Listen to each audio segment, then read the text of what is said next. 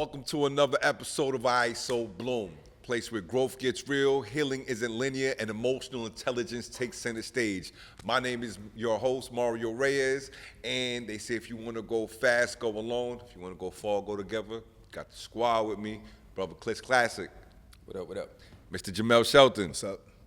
Dr. Curtis Jasper. It's a good day. And we have an amazing special guest, my brother Rasul York. What's going on, baby? What's up, brother? So, Good brother. Yes, sir. What's up, I had to do it. Now, if you don't know, celebrity chef Rasul is your favorite chef's favorite chef. He's done one, Chopped, Hell's Kitchen. What was the other ones? Iron Chef. Iron Chef. Cooked at the White House. Cooked at the White House for Barack Obama. Indeed. Like, name it. Like, coming to America. We're doing everything, and he's gonna cater it. And he recently also catered my parents' 50th wedding anniversary. So thank you for that, my brother. Yes, sir. Thank you Yes, for sir. I that. appreciate Thank you it, for dog. that. Now, you're another brother from up top. You Yep. know, a lot of up top brothers here born in the Polo Grounds, born and raised in Harlem and Paterson, New Jersey, going back. So you know that tri-state energy is heavy in the building today. And today we're gonna talk about generational trauma. You've had a very full life. We're gonna touch on various aspects of that. But before we get into anything, my brother, how are you feeling? I feel great. Feel great. Yes, sir. The blessings are upon you. The blessings are definitely upon me. Amen, amen. Now, are you a Knicks fan? I sure am. You know, gotta playoff time, baby. You know, we gotta come out repping. You know what I mean? You're not a Knicks fan? Generational trauma. Generation. Oh, beloved. I was a huge Knicks fan, and generational trauma at an early age, and I've never been a fan of any team since. Wowzers. Yeah, well, the Knicks have. Well, it's kind of crazy to even start with that, but I can see that. You know what I mean? I was born in 1980, and we haven't won a championship since.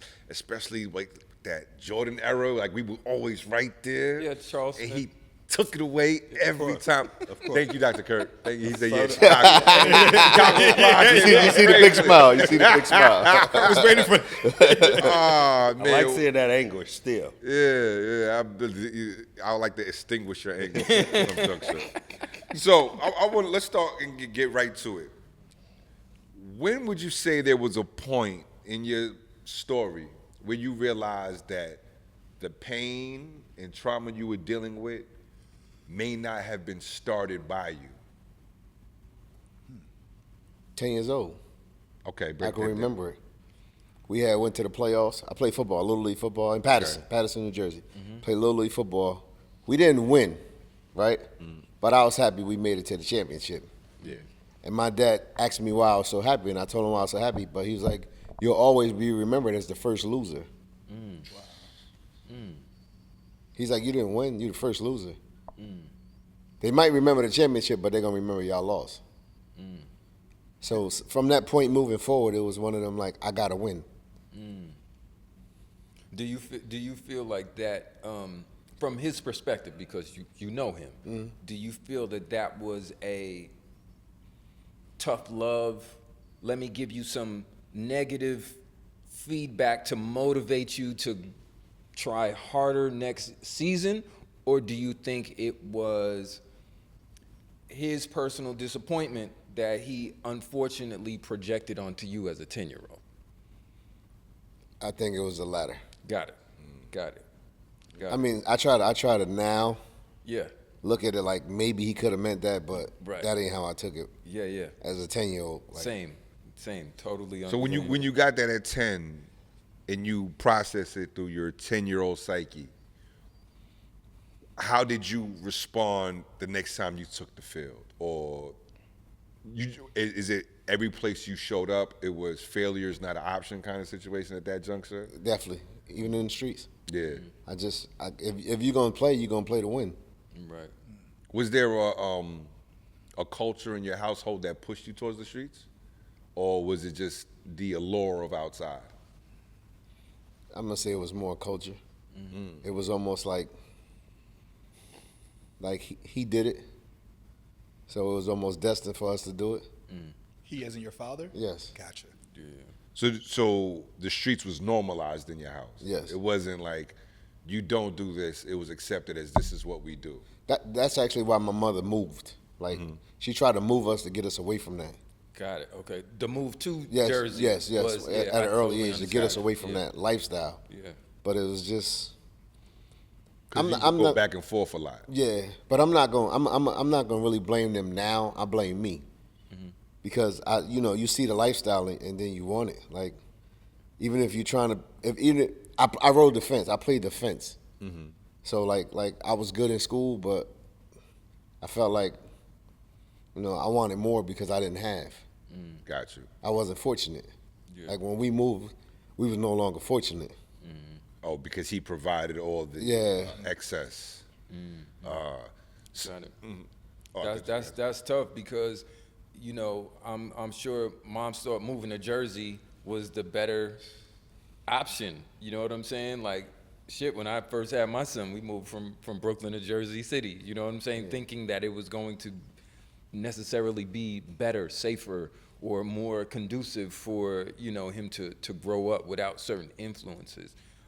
So to see it happen that way, is unfortunate. How do you think you were able to realize, or what age, were you when you kind of realized what was happening and made a conscious decision to do something different with your life and with your future? Being 100% transparent, I figured that out in 80X Colorado, the supermax. Right. Before that, it wasn't figured out. Because that's where I learned how to love myself. Wow. So for the viewers at home, how long and what were the charges? Well, I did almost 12 years. Uh-huh. Drug charges. Drug charges. All right. So They put you in supermax for drug charges, or is it because of the amount? no, it wasn't the amount. They said I had. Christopher Christie was the governor at that. He was the. Chris Christie, yep. Christopher Christie was the. He's not the governor. He was the attorney. Gotcha. the AG. Yeah, for Jersey at the time. He said I had too much influence. To be more specific, he said I had too much gang influence. So they didn't want me on the East Coast. They sent me to the supermax. Wow. So you came to this realization of self-love in prison because obviously there's no more distractions. Well, it's different type of distraction. Well, Yeah, presu- sure. Yes, definitely. Well, I mean like the entertainment kind, For sure. we're not out.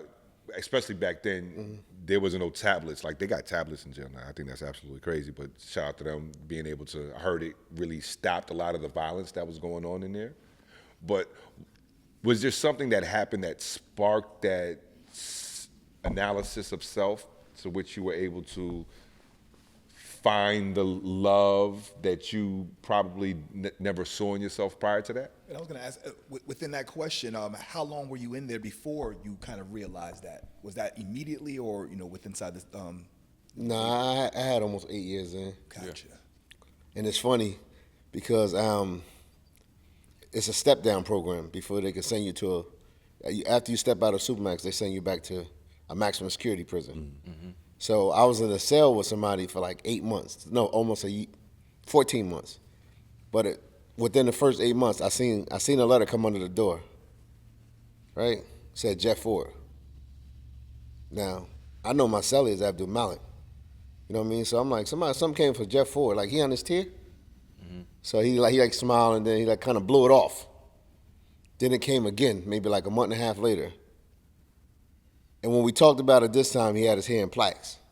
And when I asked him, I'm looking, I'm like, so all this time I've been talking wild to this old head. Like I didn't realize who I was in the cell with.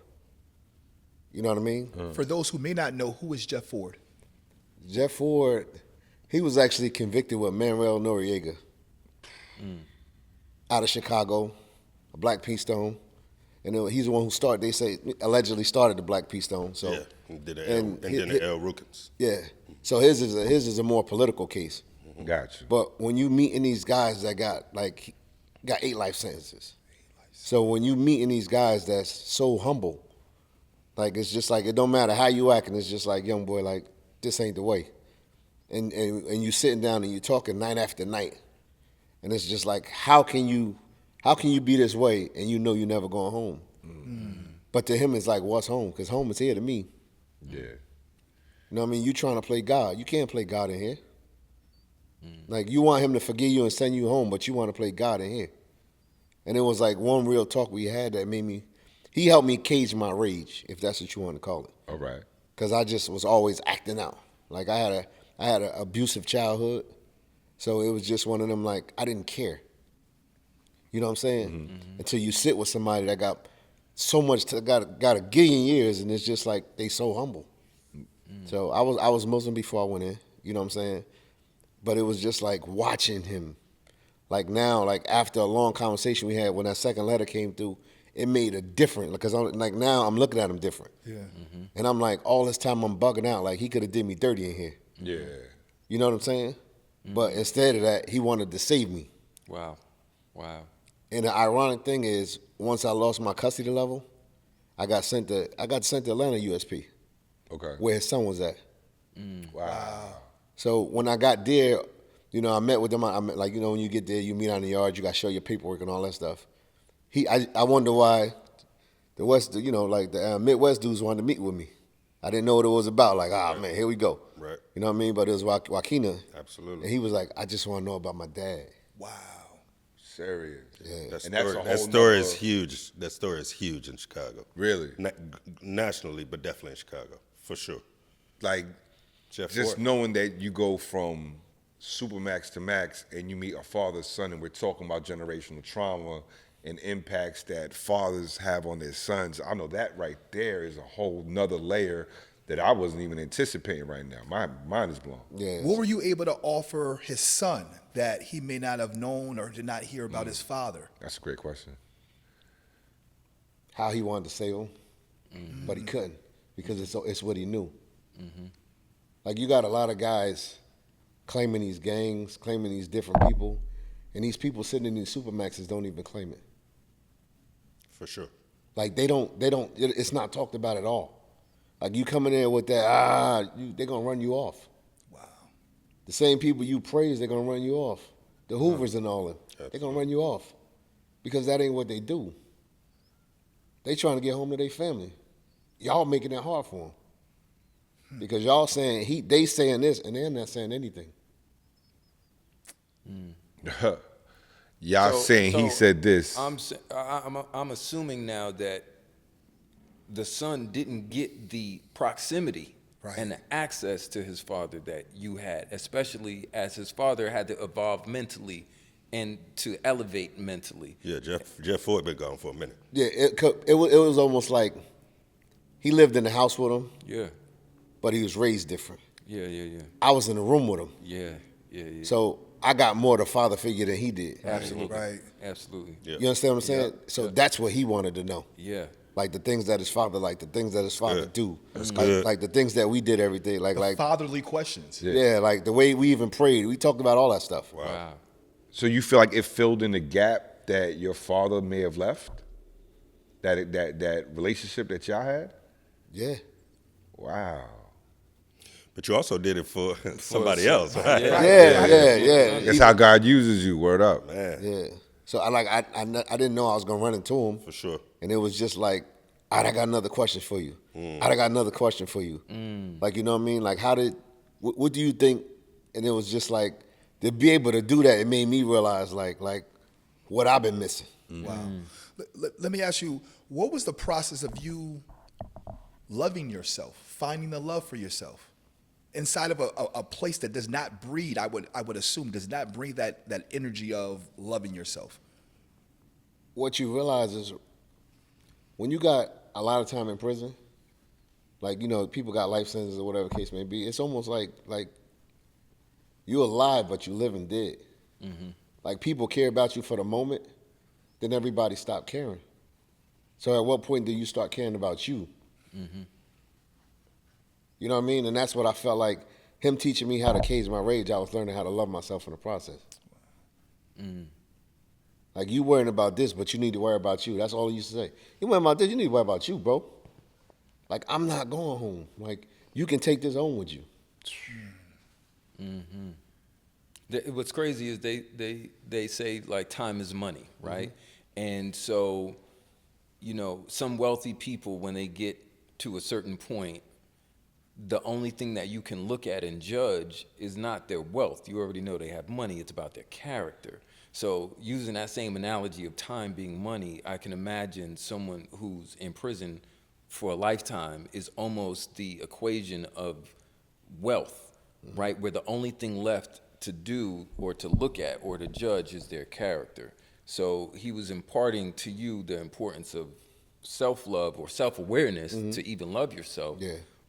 The same way a wealthy person would tell an aspirational kid it's about giving back, right? And so sometimes from that perspective, it's just like, wait a minute, after I've been busting my ass to get rich and you telling me the secret of being happy once you're rich is giving, right? So that's an amazing discovery. And just, do you think that there was any, there was a purpose aside from God, I'm assuming, that sent you to Atlanta where you saw his? Do you think that was a move of his to get you there? Great question. Huh? Definitely. Because, like, I what I did was I tried a hardship transfer because they kept me on the West Coast. Got it. Like, because my mom had cancer, they took both of her. My stepfather passed, and then, like, I think it was that Monday after the funeral, my mom found out she had cancer. Wow. So I was trying to do a hardship. Like, I knew my custody level was going to drop. Yeah. And I knew that Christopher Christian ain't want me nowhere near the East Coast. Right. So Atlanta. Right. But the likelihood of me coming to Atlanta, meeting Joaquina, it was, and then just me having that conversation before I left, like, bro, if I get out of here, I ain't never coming back. Right. Facts. Right. Like, you know what I'm saying? So it was just one of them, like, this where the plan really started evolving, like, in there. Like, you might be on the yard doing what you doing, but I'm trying to figure out, like, my next 5 steps. Right. You know what I'm saying? Because what a lot of people don't realize, even coming home from incarceration, I tell people, tell me 5 things you're gonna do when you come home, right? Don't say sex, don't say food, don't say see a chick, don't say get a job. Because if you don't have them, guess what? You're going back. Right.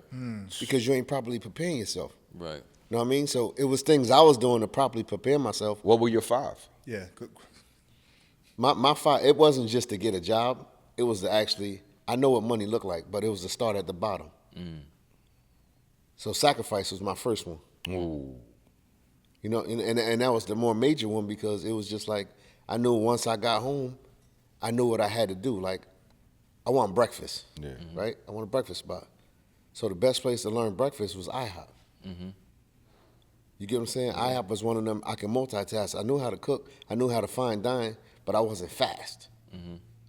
Got you.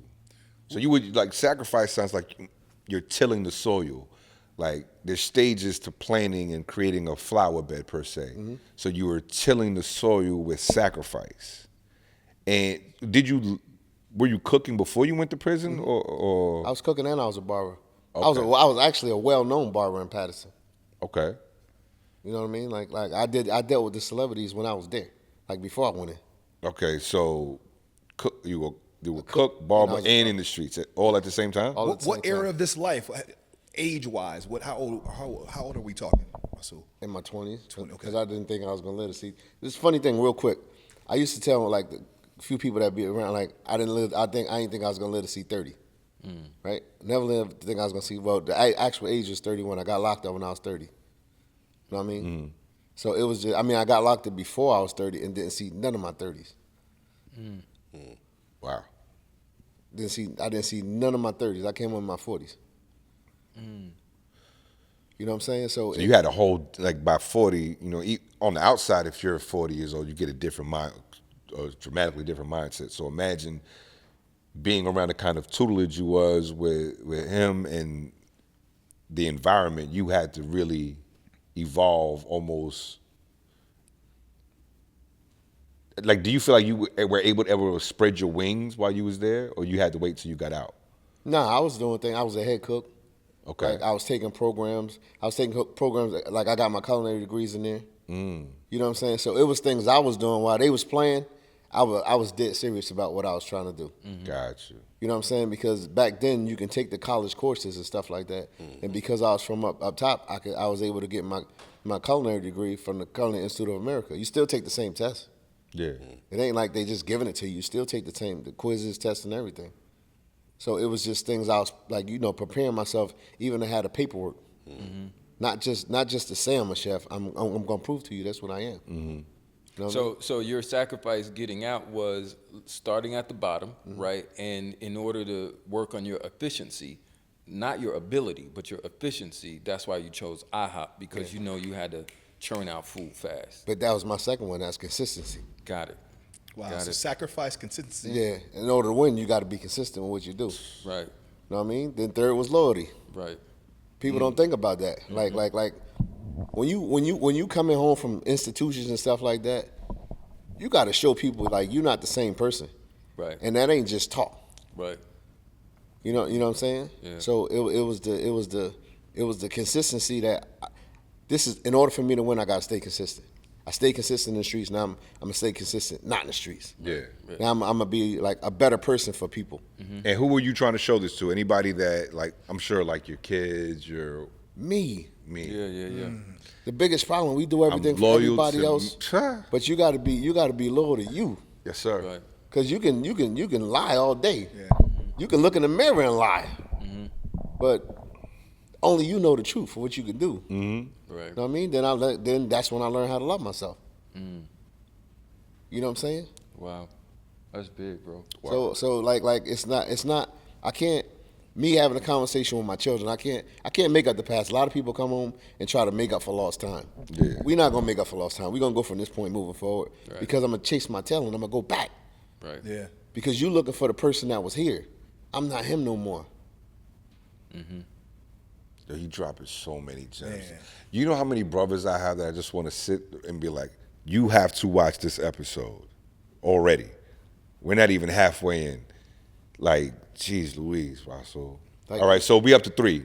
I'm ready for the last 2. My fourth one was the fear. Fear? Fear. It's fear. It's the fear of going back. It's the fear of not having.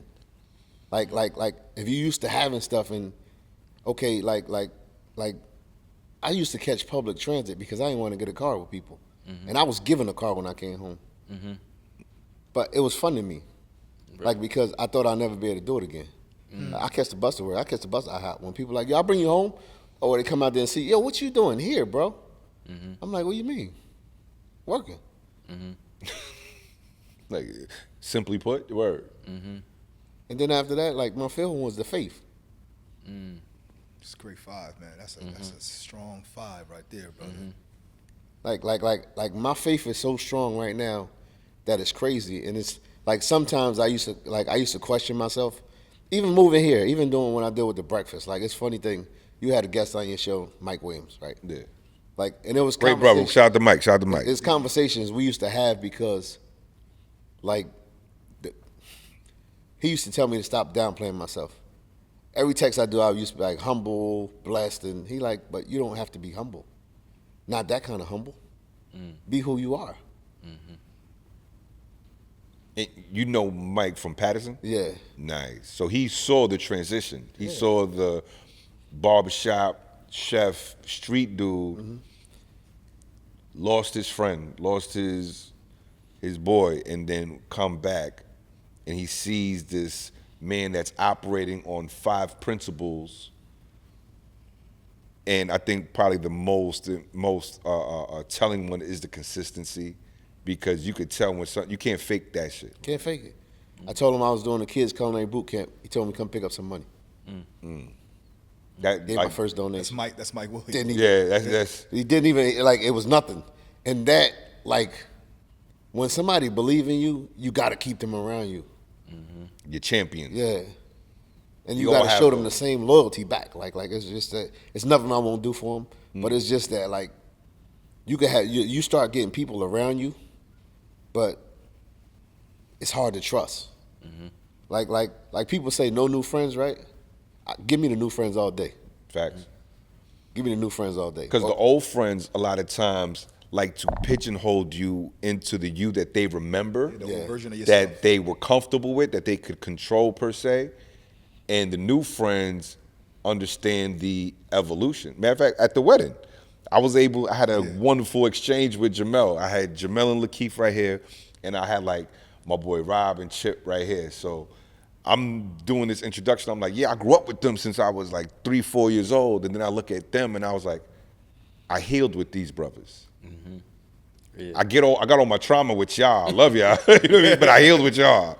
And that right there says a lot in your relationship to Mike, and not just being able to be loyal, but also him recognizing that it was returned. Like I think when you're younger and when you start playing in the streets, people automatically have a term loyalty as if it has to have a negative connotation. Like, oh, would you hold this pack for me? Would you take this take this charge for me? When it's like, no, would you invest in me? Yeah. Would you love me? Would you save me from myself? To me, that's loyalty. That's real loyalty. You know what I'm saying? Like, And it was, like I said, it was things I was doing. I'll call him. What you think? Stop shooting yourself. Like he blunt. So and I'm like, he right. Like you say you right, but you're like, I can't. But it started making sense. Yeah. Like be who you are. Like you can't be who you are, man. Wow. so That's big. I'm sorry. Go ahead. So I was gonna move the conversation a little bit. So you own the one of the best breakfast spots here in Atlanta. You have the best. Pardon me. The best breakfast spot here in Atlanta. You have 5 locations. Can you talk to us about the process of getting your first location? Well, actually, I met one of my partners, Mike Lover. We kind of met and hit it off real fast, and he's a connoisseur in the operations world.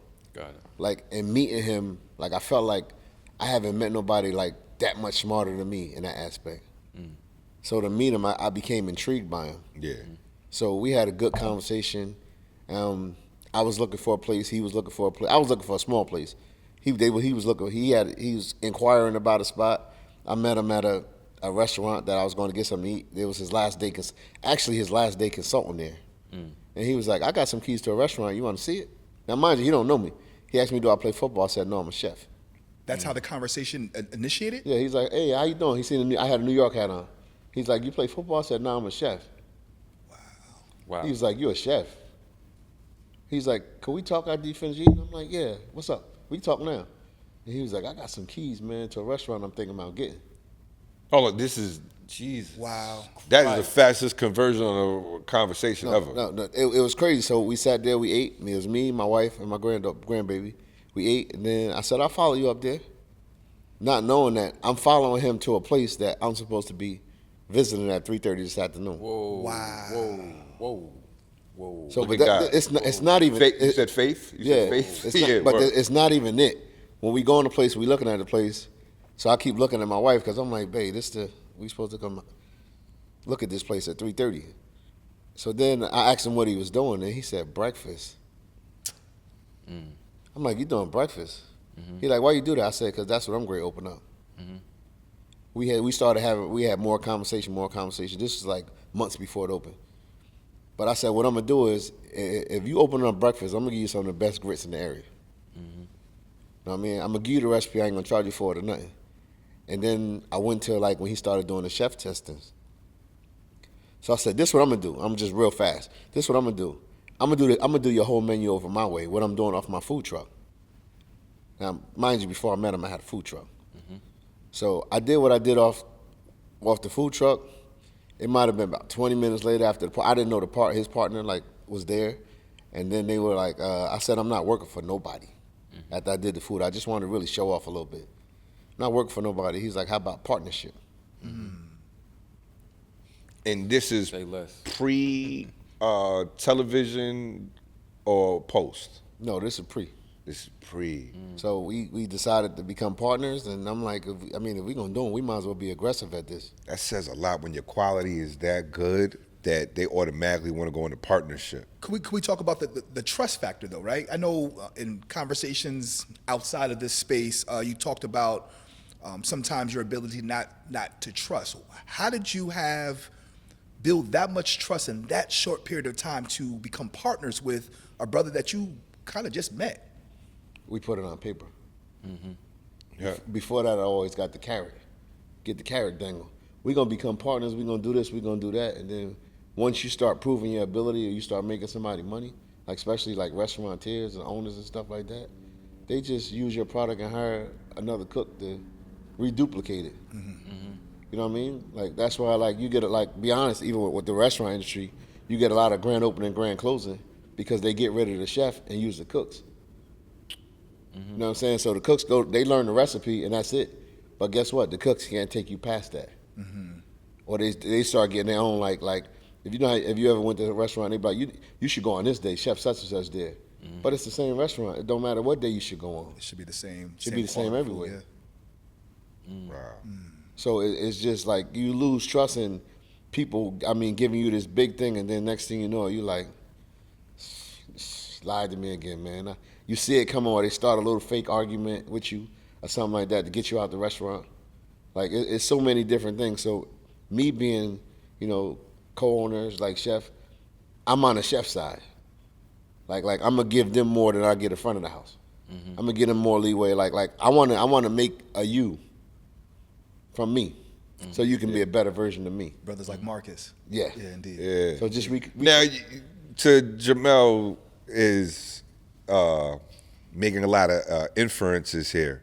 To give it some context, Yeah. Marcus is one of your mentees, and the trust conversations that you're referencing came through Undugu, because you are one of our Undugu brothers. Yes. Nice. Now, I'm curious for not just me and you probably had this conversation before, but one, how was your first interaction with Undugu? I remember his facial expression. And then to add on to that, do you feel like being present in that space and what it means to you helped to address said generational trauma? Great question, Mario. I definitely do. It's funny. I got to bring up Mike again. Yeah. Because I remember when he told me about it, and I was like, What'd he say? he said, I think I got something I want you to speak at. So I'm like, yeah. And then he told me about the thing. Then he was like, but I want you to go meet these guys. And I'm like, he was like, it's called Ndugu, this and that and third. And I'm like, Mike, yeah, I got a lot of faith in you, Mike, but this Atlanta, like you know what I mean? Like, I mean, real talk. I'm like, Everybody does something, right? yeah, like this Atlanta. But he was like, I promise you, like he was like, you gonna meet Mario and Jamel and them. So I'm like, like that's when I got your number and stuff like that. And I'm like, I'll go. Like, you know what I mean? Like you always help me, so it ain't gonna hurt me to go. Yeah, you know what I mean? loyalty. And I was extremely standoffish when I got there because I'm like, Stonewall face. yeah, I'm just because I didn't. Hold up. But the more I kind of listen to it, the more I'm like, this is different. Like, this is really different. I ain't never experienced nothing like that. Especially when you at a point that you want to open up. Like, I don't want to open up to nobody. Yeah. So it's just like coming from where I come from in my past, I don't want to, and I felt like I was like, nah, I got to be cool. I had to, be cool about this one. I'm not going to talk at this one. Right. As bad as I wanted to. But then when we did that, I'm talking about heart beating out my chest. Yeah, the Audacity audacity to of grow. When growth. we did the audacity of growth, and I'm just like, these are some real cool brothers, man.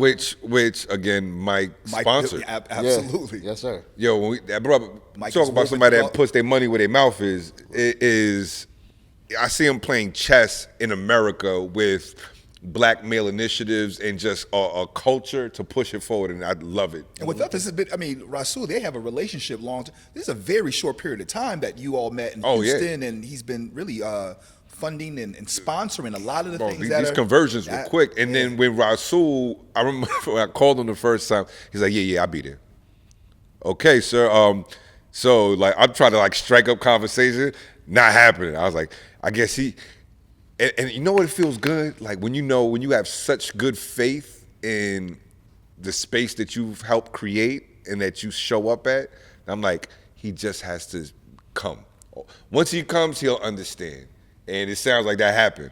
Yeah, I mean, there's a lot of things. It's funny, even with Dr. Curtis, it was just like, I ain't met a cool doctor like that. So it was like, so now With the chains on, let him know. but Put him up. but it's funny because like now it was like, hold up, I need him to talk again. Like, I need him to talk again because he gonna put you in your place. He gonna do things.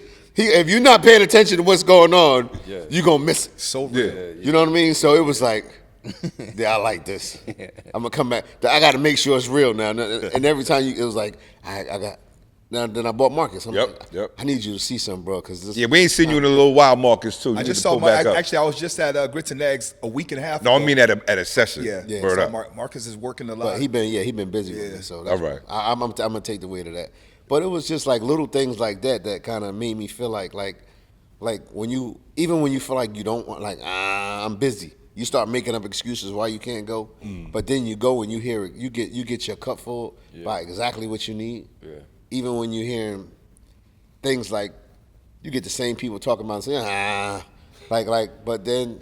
And then Dr. Kerr be like, but then you wait now for sit Dr. down. Curtis to just in a minute it's gonna come. In a minute he gonna make the whole situation. He gonna bring everything back. Like you know what I mean? Dr. Kerr be good. I'll be walking around with the talking sticks. Dr. Kerr, I'll be like, sorry, y'all.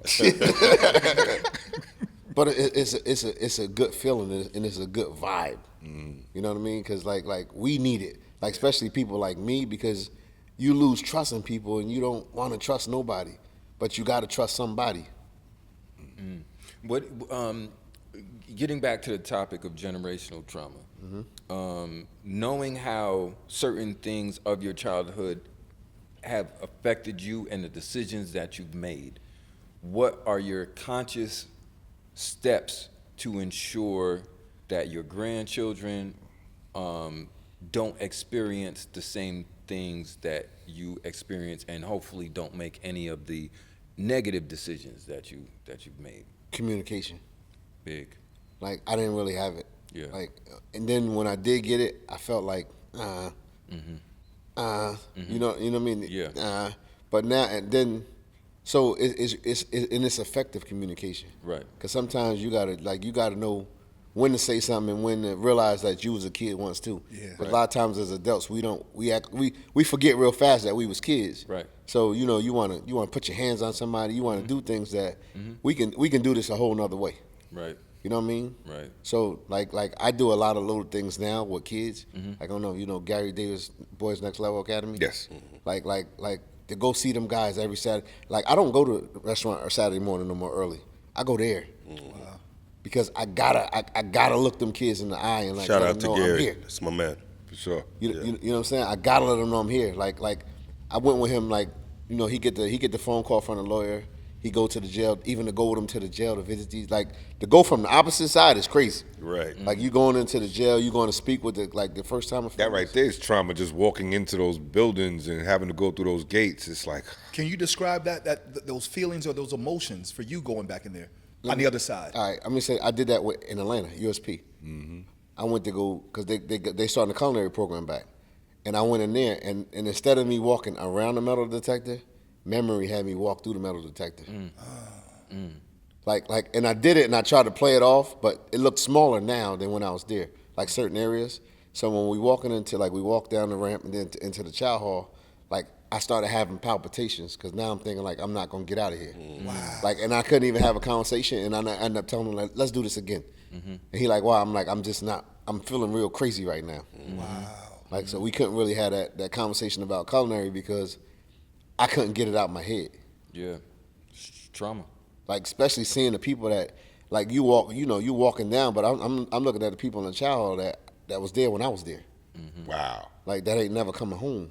Yeah. So you just sitting in the office and it's like, I'm here, nah, but I'm not. I'm You're not looking at listening. relationships. Yeah, And so internally, you're feeling like, damn, I mean, I get out of here. yeah. Like they tricked me. They tricked They me. tricked me. Like, and it's funny when you feel like that because it's like when I got out of there, I was like, whew, I felt like they tricked me, man. Right. Like they got me back in here and they wasn't gonna let me go. But it's crazy that we got to think like that. So now, besides Gary's Kids, what we do for Grits and Eggs, we work with the female prisoner in Moreland with the Okay. Second Chance Initiative. So each restaurant, we have 5 women that's currently incarcerated working for us. But that's my spill every day. When I see them, like it's a good feeling because now I feel like I'm not sent home to cook. I'm sent home to save somebody. You know what I mean? That's big. So now I got another outlet. When it comes to that, Yeah. I got another outlet because now it's like it went from cooking to like helping saving somebody. That's it feel better. Yeah. Real talk. Like even when I come with y'all, it's just like you get somebody in the room that I don't want to listen to them. They never been in jail, but now we got somebody here that been there. Yeah. So what's your excuse now? Right. You know, I was actually going to touch on that. One of the things that I noticed when you got there, you were able to provide framework to a lot of brothers, and you gave them permission to tell their full story. A lot of brothers may have done some time or whatever, and they try to keep it to themselves, and they start their story at when they're comfortable with it, not realizing that the growth requires the uncomfortable parts be shown, and how you are able to just show the juxtaposition of, yes, this is what I went through and this is how I thought, but now this is what I've accomplished and where I've grown to. People, they get to see the range, and it gives them hope. It gives them inspiration. That really, and everything you're saying honestly speaks to how big your heart is, bro. Yeah, man. And I would say, I got one more question, and then I'm gonna probably keep it moving into the next segments, but how do the people that instilled your generational trauma now receive the bigger version of you as a human, the one that loves and invests in people, like whether it be from their family to the streets? How do they receive you now in this new chapter of your life? I felt like in the beginning, some people, he just doing, typical jail dude, come home and he want to save the world, and then next thing you know, he back in the streets. But then, like I said, I felt like I wasn't proving nothing to them. Everything is to me. Right. Like I'm not gonna talk about what I'm doing. I'm gonna show you what I'm not gonna do and what I'm gonna do. Right. Yeah. You know what I mean? So like I'm not gonna tell my mother, Mom, I'm not gonna get in trouble no more. I'm not going back to jail. I'm gonna show you that I'm never getting in trouble again, and I'm gonna show you how I'm gonna save other lives doing it for the people that didn't believe in me. Rasul, what do you feel are the most important parts of your stories that young black men inside of spaces, the hood, should pick up or should learn from? You gotta love you first, man. Gotta love you first. When you hug yourself, yeah, Doug, you because love yourself. even when you talk to the little kids in the streets, they don't love them, man. They just living by a superficial code because they don't know. You know what I'm saying? They living by a superficial code they don't know. So when you talking to them like with the garage kids, now you can't tell me such and such because I've been there. So now I want to have another conversation with you, sidebar, because I probably can get you to cry. Cause you the hardest one in here. Cause once we peel back them layers like an onion, like you gonna realize we've been through the same thing, man. And you realize you don't even love you. Cause nowadays you get I don't bash women or nothing like that, but you get the women that say you're not gonna do this with my kid. You're not gonna do that with my kid. I don't care what your father say. So they lose faith in the father. Yeah. They lose faith in the male figure. That's why they run around with these guns now, crazy. Because they're not scared of the father. Right.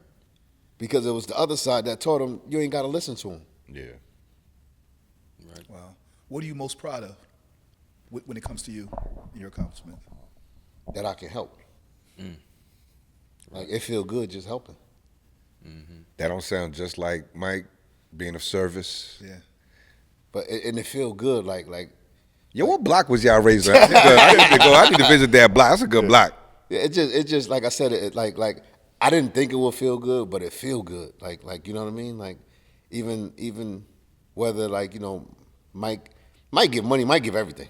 Like if I can just be there, you know what I'm saying, and just like help a situation, man, it ain't like when I leave them like Saturday morning on my way to the restaurant, I'm like, man, I love these kids, man.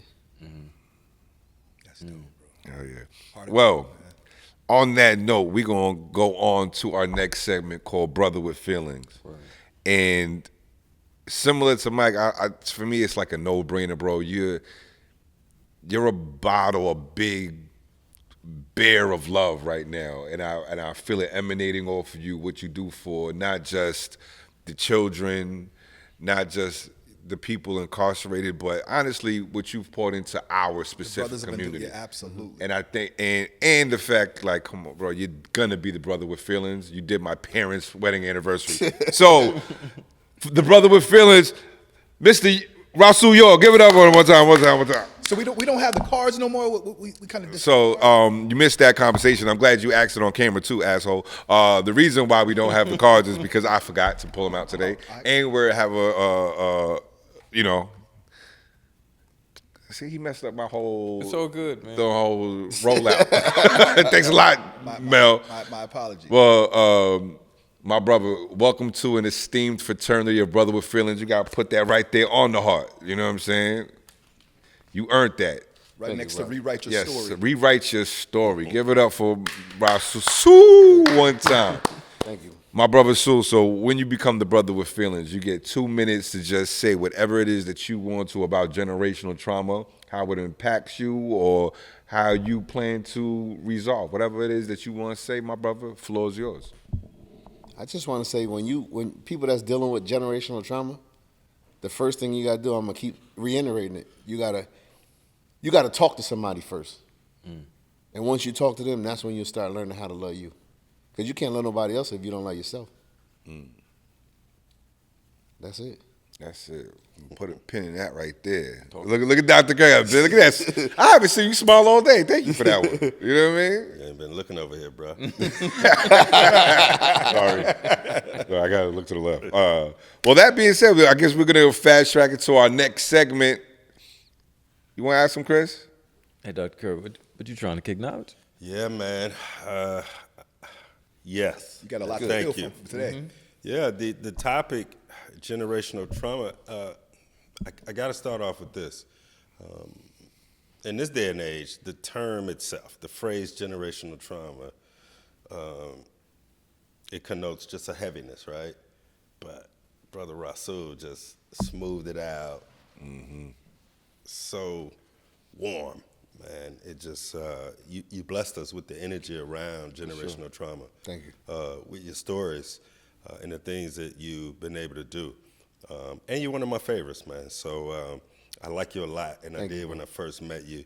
You're one of those beings that your energy says you got a lot in there, and you so chill, right? Just like, one of my partners I grew up, like, he got it in him, he ain't got to say much. And I've always loved that about you. But going back to generational trauma, it usually starts with the infusion of something said to a young person, right? And it's those things that are said, whether it's at the house or the schoolhouse, that becomes the propeller of the inner voice, the inner dialogue, right? And so oftentimes we think generational trauma is the abuse and the physical and the poverty thing. It's those little notes that somebody said to a young person that they build their whole life around that cause them a gradual crash out, right? And so generational trauma starts more with something being said, a seed being planted in a young person's body, and they watering in themselves than any of the external abuse and the things that come from growing up in an urban area. It becomes the engine of the inner voice and therefore the inner dialogue. But the only generation to help heal the trauma is the one you're currently in. Wow. Right? It's usually infused from one before you, mostly initiated through spoken word. So when we talk about generational trauma, you'll hear a lot of people say, I'm healing the generation before me, after. Just yours. Just yours. Just start with you. And when you talk about self-love, you said something else that stood out for me. You said when you came up, to be fortunate equals money. And that's what it was with us. And there's a lot of things. There's culture, there's racism, there's capitalism, there's patriarchy. But if you didn't have money, you wasn't considered fortunate coming up. Now, we know differently now. We know that there's other things around that. But then the conversation switched, and I think you led that part, Chris, when you talked about character. So then once we denounce fortunate not equaling money, now we assign wealth to only being character. Right? When we get money out of the way, then it's like, oh, that ain't even it. From a wealth standpoint, it really is about the character. I love that. You also said something else that I thought was peculiar, Rasul. You said that you blame yourself, right? But it sounds like you moved through that, like you blamed emotion and got the work done. And on some level, it sounds like you always been working. I share with men every single day that the only point of blame is to create shame. That's the only reason you would blame somebody is to create shame, right? Nobody blames you for like, I blame you for making me successful and a millionaire. No, I blame you because this or you didn't do something. So when it comes to blaming anybody, including yourself, I need you to pay attention to the point of blaming is to create shame. So if you ain't trying to create shame, ain't no point of blaming. Now you can point out somebody who didn't take responsibility or hold them accountable, but when you blame, you have an unspoken intention of trying to create shame. Can you describe it? You've done this before, but can you describe the difference between blame and shame? Right. So in the generic sense, blame is you really claiming that who you are caused something, right? Not really separating the thing you did, right? That goes into the guilt versus shame, right? So again, who you are, like I blame me, my whole person, right? Most people don't say I blame what I did. They say I'm guilty for doing that, but then they claim blame as their entire beingness, and that's where the shame comes in, right? Because when you be like guilty, like we've had fight, we've done a lot of things wrong. It's like my bad, we clean up. Right. We make an error, we clean it up. The guilt we pass through. We know to stay on the right and wrong. But when we consistently blame ourselves, and brothers do that all the time, it's no wonder we stay shameful. You just get stuck in shame, you're going to do some things that will eventually cause agencies to come into your life uninvited. Right? Wow. Here's a quote that I thought was so dope. You said, quote, when somebody believes in you, you got to keep them around you, end quote. That part, right? When you're healing, you cannot heal in isolation. You only can heal in partnership, relationship, and community. And part of the healing is if you got one person that believes in you, you gotta keep them around you. It's just part of your healing journey. I see you, Rasul York, as a conduit, a conductor with just character, right? You move stuff, you move people, you bring things together, and you do it with the undergarment of character. Your 5 things: sacrifice, consistency, loyalty, fear, and faith. Come on, man, you live that, right? When we heard you say it, we're like, you demonstrate that. Like it wasn't even a question for us to ask you how you do that. But here's what I like to close with, man, and I got this from you. And I've said this a bunch of times, man.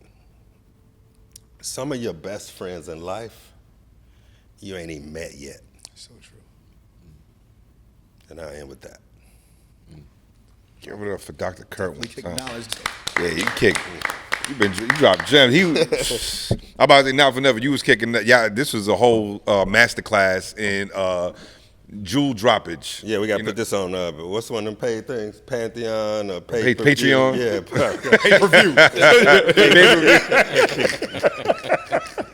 Pay-per-view. Yo, Sue. Yes, appreciate sir. you, My guy. always. Appreciate you blessing us. Just really quick, how can the community who is seeing this, who did not know your story prior to watching this, how can we show up and support you and your initiatives and your efforts? Just show up. Okay. Give us a location. He like, which one? Any of them. Yeah, it's like which one? Because let's say this. I'm all right. We got 3205 Cumberland Boulevard in the Vinings. Right. We got 2468 Windy Hill in Marietta. We got 2625 Piedmont Road in Buckhead. We got 699 Spring Street, Spring and 3rd. And our newest location, 565 Hank Aaron. Summerhill. Wow. In That's Summerhill. my spot right there. Wow. Man, I don't even know my home address. How you know? How you know all them addresses, all right? But this is what I'm going to say to you, Doc. Remember one thing. Kiss My Grits coming soon. Real. Talk that talk. Talk that talk. And with that being said, thank you for tuning in to another episode of Ight So Bloom. Remember, the generation that heals several before them and several after them. Take accountability and do it yourself. Peace.